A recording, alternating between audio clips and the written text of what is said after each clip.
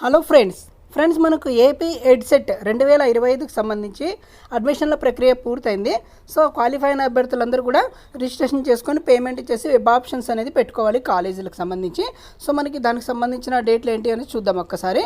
So మనకి already web options అనేది start అయ్యాయి.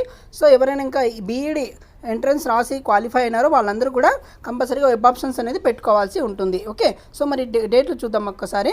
సో రిజిస్ట్రేషన్ చూసినట్లయితే మనకు 9/9/2025 నుంచి 12/9/2025కు క్లోజ్ అయిపోయిందండి already. So verification of upload certificates అండి 10/9/2025 నుంచి 14/9/2025 వరకు.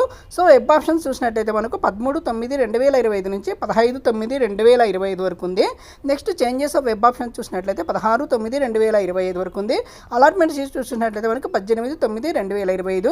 సో సెల్ఫ్ రిపోర్టింగ్ సిస్టమ్ 19/9/2025 నుంచి సో 20/9/2025 వరకు ఉంటుందండి. కమెన్స్మెంట్ క్లాసెస్ వచ్చేసి 19/9/2025 అనేది స్టార్ట్ అవుతాయి. సో కాబట్టి వెబ్ ఆప్షన్స్ ఇంకా ఎవరైనా పెట్టుకునే వాళ్ళు ఉంటే 15వ తారీఖు లోపల పెట్టేసుకోండి, మనకు ఆల్రెడీ స్టార్ట్ అయిపోయింది. ఓకే, సో మీరు ఇంకా రిజిస్ట్రేషన్ చేసుకోలేదు అనుకుంటే మాత్రం కంపల్సరీగా మీరు సెకండ్ కౌన్సిలింగ్ వెయిట్ చేయాల్సిందే.